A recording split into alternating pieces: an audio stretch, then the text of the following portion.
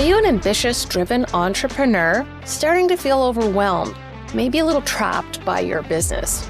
Well, I have a solution for you. It is the 5-day Bottleneck to Breakthrough Challenge, where in an hour a day, we will give you the roadmap, the blueprint, the treasure map to where you can find yourself with more free time, more freedom of money, and a more valuable business.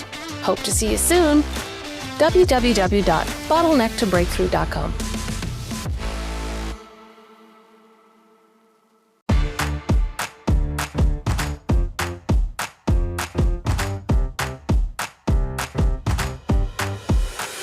Hello and welcome to The Real Bottom Line, where we talk to other entrepreneurs about entrepreneurial challenges and things that are going on that we should be aware of. My guest today is Michael Devenney, and he is a return guest to our show because I don't think we can talk about this subject too much, and that is about the mental health of entrepreneurs. So, Michael did a survey back in 2017, I believe it was, and it showed that 68.3% of entrepreneurs experience mental health issues with a 31% depression rate. And to put that number to context, that's nearly 4 times higher than the general population.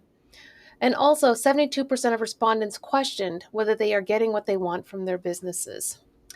So, Michael, welcome to the show. Thank you, Wendy, and really appreciate you having me on. Oh, my pleasure. Like I said, this is one of those subjects that I don't think as entrepreneurs we can talk enough about and start to normalize some of these things that we're seeing. So what prompted you to do this study back in 2017? Was it one of the first studies of its kind? So it still is the largest study ever done in the world on entrepreneurs and the connection of mental health and their decision making. And the move to do the study for me was personal. I had just gone through, well, I thought I would gone through, but I was still in it, a really deep, intense depression. And it's one that in the end cost me to have to leave 2 of my companies at the time. So one of the things that came through is like how much entrepreneurs connect to their own company, that how much it impacts their sense of worth. So when I was going through the depression and I was no longer able to do what I used to do, it really hit hard. And the question that drove me is this just me? Am I weak? Or is this something that is shared by other people? So the first mindset survey came really out of trying to find out if I was alone or not. And then I found out I was definitely not alone. And this is an incredibly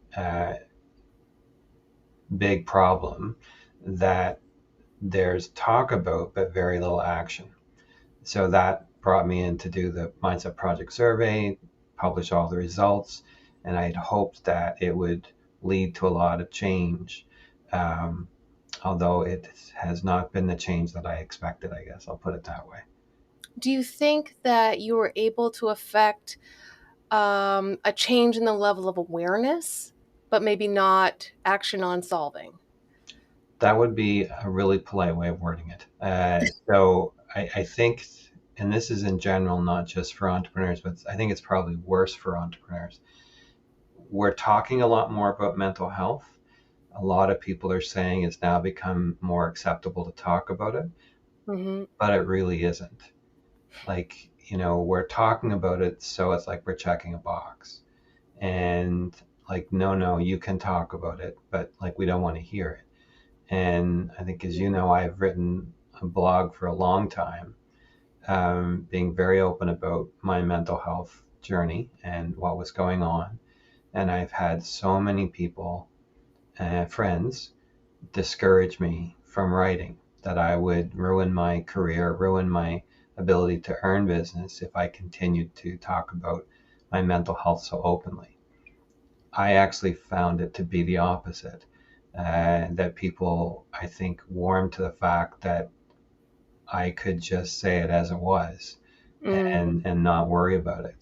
And so that's been a big piece for me. But Um, I just think, I'll be really blunt as I always am. Please do.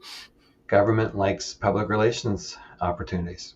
So the ability to say that, it's horrendous what's happening to entrepreneurs, the pressures that's put on them, but yet nothing happens. Or they've put in an awareness program, but they're still putting so much pressure on entrepreneurs.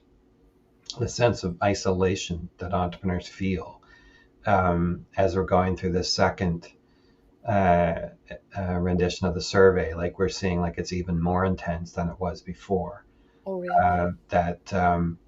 That sense of isolation, that we can't talk about it, and if we do, it's going to hurt our business. And because the business is really so much of our sense of worth, it means there's something wrong with us. So we tend not to talk. So that's kind of a long answer to the first time around was really a personal journey to understand if I was alone or not.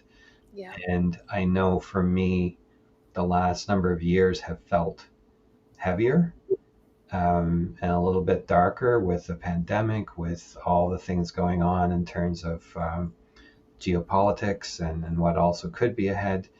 And it kind of led me to the question again, like, are other people feeling the same way? So that's kind of what prompted me to want to see where we are right now. And so that's the second survey, almost a check-in to see where the bars have moved. Is that what's motivating this a little bit as well? Yes, and I think so. My business has really built from that first mindset project survey to working with analytics on workforce, on how people work together, their overall experience of work. So I look back and, like, I can't believe what I did without knowing what I was doing. So I look now and go, okay, now I know what I'm doing. Right. So the survey, as people will find, is a bit longer, just to test everyone's patience. But it also goes deeper. So I'm able to do much more analysis on it, that we can, find out a lot more about what's really weighing on people or what would help them move forward. So I'm really looking forward to what comes. So I already have seen like a fair number of results, so I have a pretty good idea of what's going to come through. Okay. Um, but I kind of rather not talk too much about that because I'm still looking for quite a few more responses to come in. Absolutely. But You so, had something like 400 entrepreneurs the first time round, did you not? To that responded. yeah, I have no idea how I did that. I look back and go, I don't know how that happened. Uh, Mm, this time it's taking more work. Uh, hmm. I do think people have been inundated with different surveys and questionnaires, and for this one to stand out, it's taken a lot of personal connection. Yes. So to have you do this is incredibly gratifying, because, like, you're really taking time and putting energy and effort into this whole message, which means a great deal to me. Uh, Mm. and in other areas, like, not so much. So Well, the work I do in terms of the financial health of entrepreneurs and the financial health of their organizations and helping them make them more ready for transition, this affects all of that. And so being able to show, I think the key message here is that you aren't alone if you are suffering from any mental health issues and you're an entrepreneur. You're actually more the norm than not, from what I'm reading from your previous work. yeah, much more. And that's coming through loud and clear this time around again. The Mhm. emphasis, again, connecting to what you just said, is that, struggling with financial health is one of the highest points of stress that an entrepreneur has. So that hasn't changed. Yeah. So finding the money we need, I do find this time around, we asked a question that I hadn't asked in the past. Um, I just find like there's always this feeling that we're supposed to be growing. Like, Mm. everything is around scaling up. Like, everything is focused on 10 get times, 100 times. exactly, like, can you do it? And what I'm finding is we asked a number of questions around that. Um, the huge pressure that people feel, even though at the same time they're suffering because of it. Yeah. Like they have to grow, even though it's keeping them from things that would be important to them, like family and relationships and friendships, and doing things that are important for their overall life. So I think there's a message that really has to be moved out there, because government has very strongly pushed on the need for entrepreneurs to grow. We're always the backbone of the economy, um, but at what cost? Mm, And we're talking about the productivity gap all the time. And right. there's reasons for that productivity gap, but it isn't lack of ambition and lack of engagement from entrepreneurs. One of the statistics I wrote down was about the percentage of businesses that don't appear to hit their potential. What is that statistic and where did it come from? Yeah. So there was work done by Statistics Canada through their own surveys that showed the likelihood of hitting the potential financial performance, operational performance was only around 46%. So most companies owned by entrepreneurs are struggling with the ability to get things done. And I think if anybody just sits back, yes, like I know that intimately. I never have a lack of ideas. I've never met an opportunity I haven't liked, but I definitely struggle with getting things done, getting things moving. And I don't think there's been an entrepreneur I've spoken to that hasn't talked about the same thing. So that challenge to me is that's something we need to look at. It's not because we don't know what we're doing, it's because there's so many other things that are impacting our ability to get there. Right, right. So, I mean, that was 7, 8 years ago, and in the interim, we've had a we've had a pandemic that for some businesses almost shut them down or did shut them down at that time, and now we're starting to see a rash of bankruptcies because, of the loans and the financing they took that business owners took during that time frame to keep themselves going, is now too much for the company or the bank doesn't believe in them anymore. But like that has got to have an effect. Yeah, I think someone called it the SIBA echo, because everyone had the SIBA loans, which were great, and I definitely took advantage of them. And then all of a sudden, before you knew it, they were due. Yeah. And it's not like I didn't know they were coming due, but still, it seemed like a huge surprise to me that oh, well, I got to pay them back. You're right. And I think that's been a struggle, and it comes through again in the data I've seen so far, is that ability to cover the financial health of the business is a Yes. huge issue.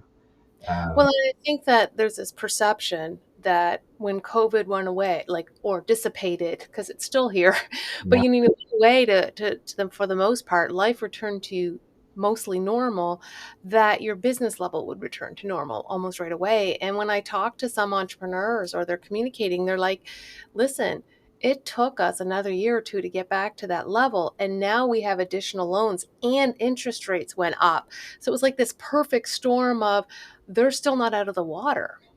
no, and I think a lot of it, Wendy, too, is like we wanted it to feel normal again, Yep, because the pandemic.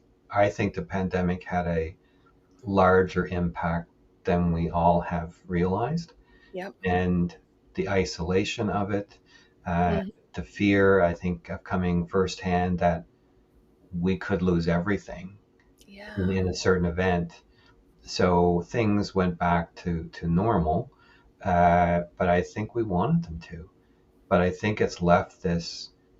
Someone said that many people have said the real pandemic is the mental health impact that Mhm. came from those 2 years, particularly. But like you said, like we've gone from a pandemic to we have two, very active wars going on, which really affects the way we see the world. Yes. We have an election south of the border, which seems to make no sense whatsoever. And that'll have an impact on the world one way or another.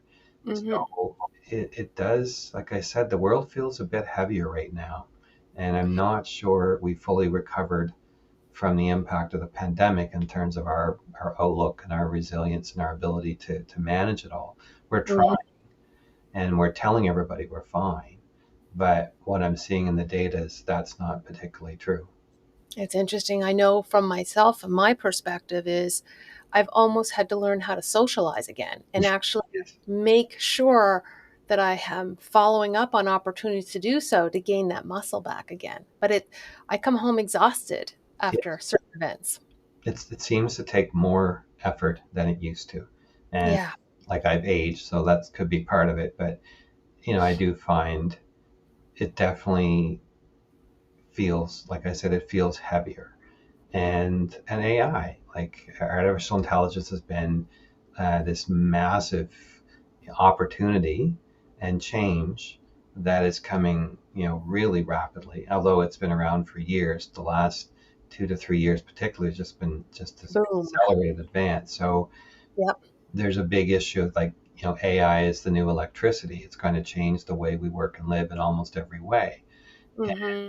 I'm a total AI addict. I love it. I just am such a believer in what it can do. But I look at another statistic, because I do a lot of work in this area, that only 8% of organizations have any strategy for Mm. how to integrate AI into the workflow and the workforce. And that means we're all looking to jump on it, but yet we're not sure what we're doing. And I've always kind of thought that AI is like, right now, AI is a solution looking for a problem.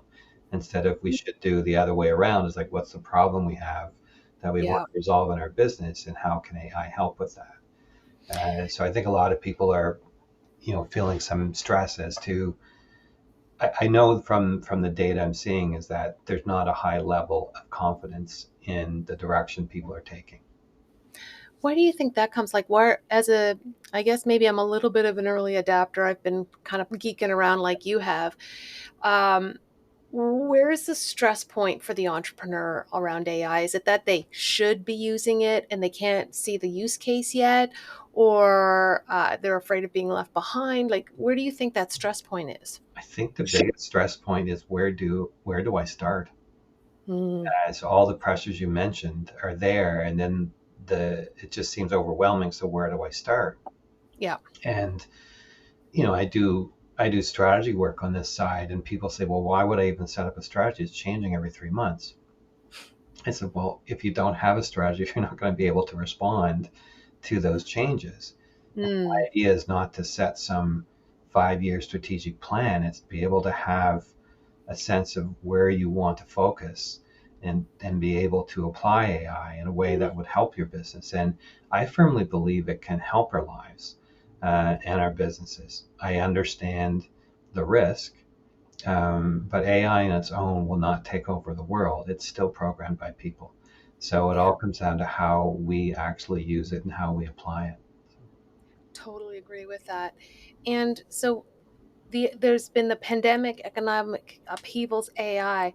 The rise of remote work is something else you've highlighted for this new survey. Right. What's going on there? Where's the pressures for the entrepreneur? Is it that most employees want to work at home now, or there's pressure to make it so that they can? What's going on? I think, again, entrepreneurs, to the greatest extent, want to have that connection with people. Mm-hmm. And I do find there's a lot of question marks about our team members working, to their capacity if they're at home. Uh, Mm-hmm. I'm a firm believer in remote work. I absolutely love it. Um, but I wouldn't say that I'm the norm, probably. Uh, so this is something I think we always struggled with, how best to lead people uh, Mm, in an organization. That's when they were right in front of us. Now they're not. So I think that's even more of a challenge. And most mm-hmm. entrepreneurs went into starting a business for personal reasons, and they were not. necessarily, how do I put this nicely? Well, for me, I know for me, I was not a good leader. And I still question whether I am. So, the seeing the opportunity, seeing the vision of what could be done, that's something I think we do incredibly well. Um, Helping people contribute. So one thing I've been doing work on as well is what is it like to work for an entrepreneur? And Ooh. so two numbers, like I always get caught on numbers. Two numbers that grabbed me was that um, the turnover rate for employees of entrepreneurial companies is double that of the national average. And the time period that people will stay with an entrepreneur is half of that they'd stay with another organization. So people leave more and faster. So when you say it feels like, we've got a revolving door here on people, there's something going on. And I think it's a lot of it comes down to this mindset of the entrepreneur. So people are not staying, and they're moving on more quickly, which makes it really unstable. Yeah. And I think you probably have gone through this. I know when someone leaves, it feels personal.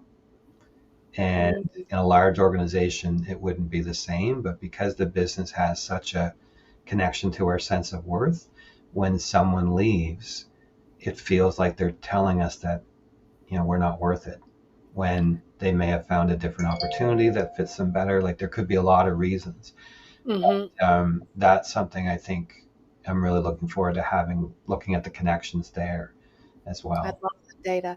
I have a feeling it's like I don't think as entrepreneurs, when we're smaller companies, we do enough assessments of ourselves and of people who want to work with us and understanding how to communicate. This is how I work, and then understanding whether that person will thrive in that environment. Yes, and one of the things I think the pandemic aggravated, there was a study done in California almost 10 years ago. And what Hmm. it showed was that 49% of entrepreneurs come from households that had a first degree family member with a mental health issue. So that means we grow up with one of our parents or one of our siblings having a mental illness.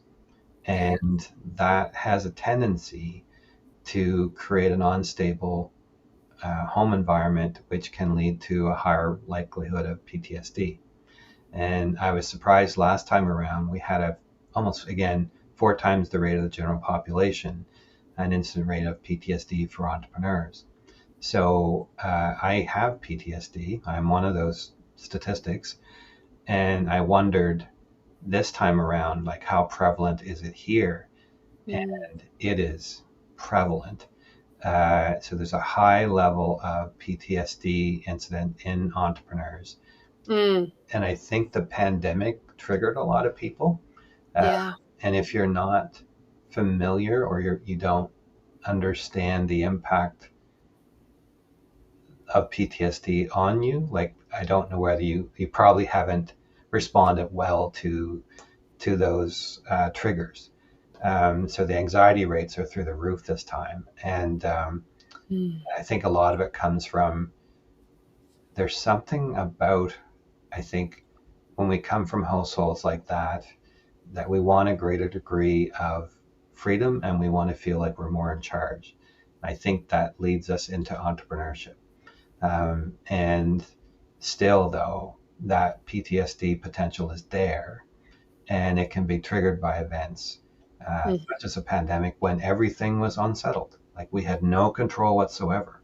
So None. that would really trigger people who were looking for that ability to, have a greater say of how their life was going. So, Hmm. I have a weird question for you now. Okay, Michael, what is the question that you love the most, like that you're the most curious about on your survey? hmm, that's not a weird question. That's a tough one. The the one I'm most interested in is well, there's two of them because they're related. Why did you start a business? Ooh, okay. Yep. And um, and then why do you want to grow? Mm. So this time around too, we're asking open answer questions. So we Yeah. can do sentiment analysis. So now I can actually attach feelings and sentiment to the numbers. So Sentiment analysis. Nice. yeah, so that's something I absolutely love because we can give numbers, but then you can say this is the feeling that people have, and you can express it in words that okay, now that's a sensation I can relate to. Is And that kind of like those word clouds you see sometimes that you surveys you do, and then the biggest word is the word that came up the most or something? yeah, that's one type. Okay. What we're looking at is what are the actual feelings that people have behind the words they use. Mm. We have enough questions on there where I think we probably tested people's patience, but I don't think so. I just did it, Michael, and it didn't take me that long. It was as advertised. It wasn't that you said, "Hey, this survey is going to take 5 minutes," and it took me 15. You said it's going to take 15, and it probably took me 13. So, yeah, I think you're bang on with the number with the yeah, amount of time you need. it's not bad, but I'm fascinated in the sense that we have this strong feeling that we need to grow our business. Hmm. How do we feel about it? Like that to me is going to be fascinating because Absolutely. I have a feeling, but I don't know the answer yet. I haven't looked at that. I haven't looked at those questions. Okay. All right. I like to leave people with some practical stuff. So, Michael, if I'm an entrepreneur or anybody that's feeling anxious, stressed, depressed, what are the top couple of things I could do to help myself, or to what can I do to help that state? So without question, it is seeing a therapist. Uh, Okay. and one thing the pandemic did change on a positive basis was the access to online therapy. Mhm. So Yeah. trying to find a therapist locally can be really challenging. Trying to go through the medical system is almost, you know, impossible. But now we have online systems that are really good and really responsive.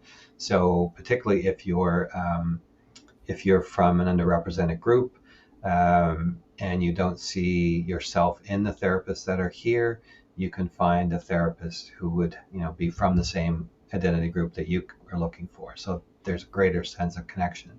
So where I'm gay, if I'm looking for an LGBTQ therapist, I can find one. Nice. And the pricing is better, and it can work quite well. Like I'm really lucky that I've got this incredible therapist I've worked with for 10 years.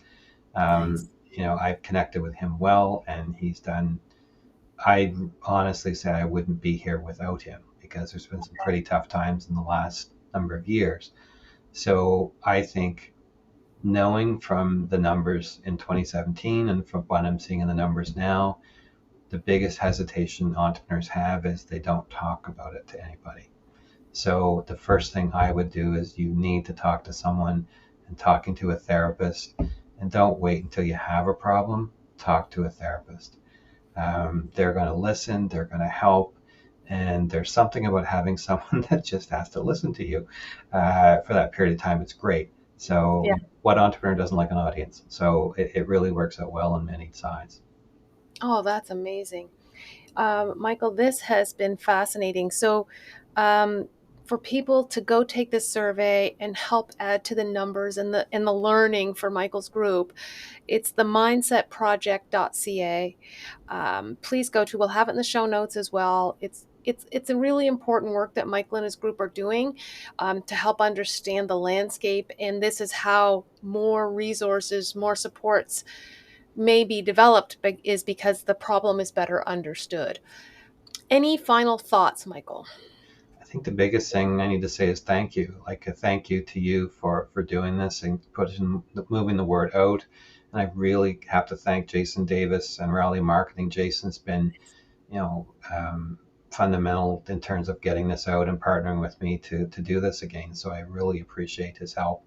And to the people that are, putting the word out to their networks, like I just can't thank you enough. The idea again is to bring back something that we can do something with. And you were saying practical outcomes. So this time around, I want something more than to publish articles about here's what we found out. I want there to be some practical things that will come out of it that people can use. and Hmm. no, I'm not depending on government to do it. So we'll find a entrepreneurial way to take this data and do something with it so people can learn from it. When do you anticipate compiling, new word for me, all the results? Like, when will the report be ready, do you think? So the data will be in. We're giving it till the end of July.